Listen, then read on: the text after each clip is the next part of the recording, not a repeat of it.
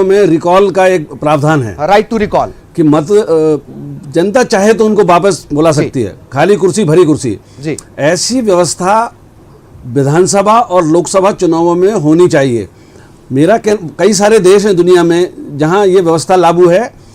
Recall वाली बात जो है, जनता को ही रिकॉल का अधिकार होना चाहिए। ये अधिकार उनको मुझे लगता है कि नहीं होना चाहिए। जो जनता जिनको चुनती है और उसके बाद वो जनता की वोट से मिली हुई ताकत को वो अपनी तरह से हृदय परिवर्तन में या पार्टी छोड़ने में या नई पार्टी ज्वाइन करने में या कम संख्या में है, निर्दलीय हैं, तो आज इसके साथ जाना, कल उसके साथ जाना, ना कोई एजेंडा ना कोई वचन पत्र, तो इस तरह की प्रवृत्ति पर रोक लगाई जानी चाहिए। लेकिन इसको लेकर कोई भी दल सहमत नहीं होता है। महिला आरक्षण के मामले में भी उस तरह से सहमत नहीं होते जैसे नगरीय चुनाव ये कुछ वैसा ही है, नीचे के स्तर पर महिला आरक्षण होता है, लेकिन ऊपर के विधानसभा लोकसभा के चुनाव में नहीं होता है। वैसे रिकॉल वाला मध्य प्रदेश में लागू है, नगरीय चुनाव में, जनपद में चुनाव में, लेकिन विधानसभा लोकसभा में भी होना चाहिए। ये अधिकार जनता को मिलना चाहिए कि हमारे प्रतिनिधि को वापस बुलाना है हमें। उनके पास ये अधिकार नहीं होना चाहिए कि वो इस्तीफा दे दें और पार्टी छोड़ दें या दल बदल लें या सरकार ये वैसे ही है कि चलो आओ सैलरी बढ़ाएं, सब बहुमत से हाथ थपथपा देते हैं, मेजे थपथपा देते हैं, ध्वनिमत से पारित हो जाता है। कमरुद्दीन के पास कोई अपडेट है? कमरुद्दीन, कोई अपडेट आपके पास इस वक्त है? बिल्कुल ललित, हम बात कर रहे थे लगातार पोलिंग की जो सिक्योरिटी होती है, पोलिंग बूथ की सुरक्षा का एक बड़ा मुद्दा था और इसीलिए एक रणनीति बनाई थी दोनों पार्टियों ने, बीजेपी ने भी कांग्रेस ने भी। ये जो तस्वीर हम दिखा रहे हैं ललित, वो बीजेपी दफ्तर, भोपाल के बीजेपी दफ्तर की तस्वीरें हैं, जहां से सारे जो 9000 प्लस बूथ हैं उनकी मॉनिटरिंग यहीं से बैठकर की जा रही है। और क्या क्या सिक्योरिटी है, कैसे इंतजामात हैं, कैसी मतदान प्रक्रिया है, कैसी वोटिंग हो रही है, ये सारा सब कुछ बैठकर लाइव देख रहे हैं मुख्यमंत्री शिवराज सिंह चौहान। और जरूरी भी हो जाता है कि बूथ की सिक्योरिटी जरूरी होती है, ऐसे में यह रणनीति कहीं ना कहीं अच्छी है।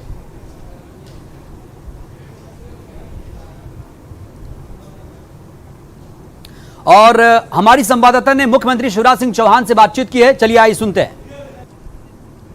मध्य प्रदेश में 28 विधानसभा सीटों पर आज मतदान हो रहा है। मतदान के परिणाम 10 नवंबर को आएंगे, लेकिन इस वक्त हमारे साथ मुख्यमंत्री शिवराज सिंह चौहान यहां पर सामने हैं। एक्सक्लूसिव बातचीत हम उनसे करेंगे, उन्हीं से जानेंगे। सर, आज मतदान हो रहा है, परिणाम भले 10 नवंबर को आएंगे, लेकिन आपको क्या लग रहा है, इस उपचुनाव से कितनी उम्मीदें हैं? ये जो आपकी अभी सरकार है, इस जीत को कितना आगे बरकरार रखेंगे? परिणाम तो अपने आप में प्रकट है। जनता का प्यार और आशीर्वाद भारतीय जनता पार्टी के साथ है, क्योंकि कमलनाथ जी की सरकार ने प्रदेश को तबाह कर दिया था। 1.25 साल में विकास ठप्प कर दिए थे, दलालों की मंडी मध्य प्रदेश बन गया था, भ्रष्टाचार का विकेंद्रीकरण कर दिया था, और हमारी सारी योजनाएं, चाहे वो संबल योजना हो, मुख्यमंत्री कन्यादान योजना हो, तीर्थ दर्शन योजना हो, बच्चों की फीस भरवाना हो, बच्चों को लैपटॉप देना हो, बहनों को प्रसूति सहायता देना हो, जितनी भी सहायता योजनाएं थी लोकप्रिय, वो बंद कर दी। यहाँ तक कि फसल बीमा योजना का प्रीमियम जमा नहीं किया, इसलिए फसल बीमा योजना का पैसा नहीं मिला किसानों को। किसान सम्मान निधि के नाम नहीं भेजे, तो प्रधानमंत्री किसान सम्मान निधि की राशि ढंग से नहीं मिली।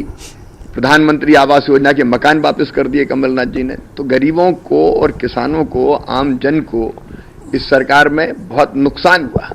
सर, भले 28 सीटें हैं लेकिन उपचुनाव में, लेकिन ग्वालियर चंबल अंचल की 16 सीटें जो बहुत निर्णायक भी कही जा रही हैं और जोर आजमाइश भी बहुत लगी भाजपा कांग्रेस की तरफ से। लेकिन यहाँ पर एक तरह से कहा जा रहा है कि ज्योतिरादित्य सिंधिया की वजह से कांग्रेस में जब वो थे तब सारी सीटें वहां से जीते थे, तो अब एक तरह से ये साख दिग्गजों की प्रतिष्ठा भी दांव पर यहाँ पर लगी हुई है। देखिए, भारतीय जनता पार्टी में सब काम करते हैं। ज्योतिरादित्य जी अत्यंत लोकप्रिय नेता हैं, भारतीय जनता पार्टी के समर्पित कार्यकर्ता। उन्होंने जबरदस्त परिश्रम किया है, हम लोगों ने मिलकर काम किया है, और इसलिए परिणाम भारतीय जनता पार्टी के पक्ष में बहुत अच्छे आएंगे।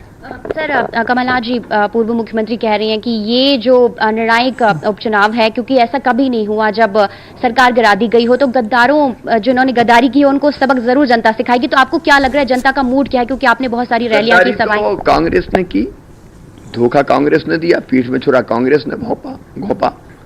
कर्जा माफ का गया कि कर्जा माफ नहीं किया, उल्टे डिफाल्टर कर दिया रेगुलर किसानों को, तो ब्याज की गठरी और सर पे लद गई, सारी योजनाओं को बंद कर दिया, एक वादा और वचन पूरा नहीं किया।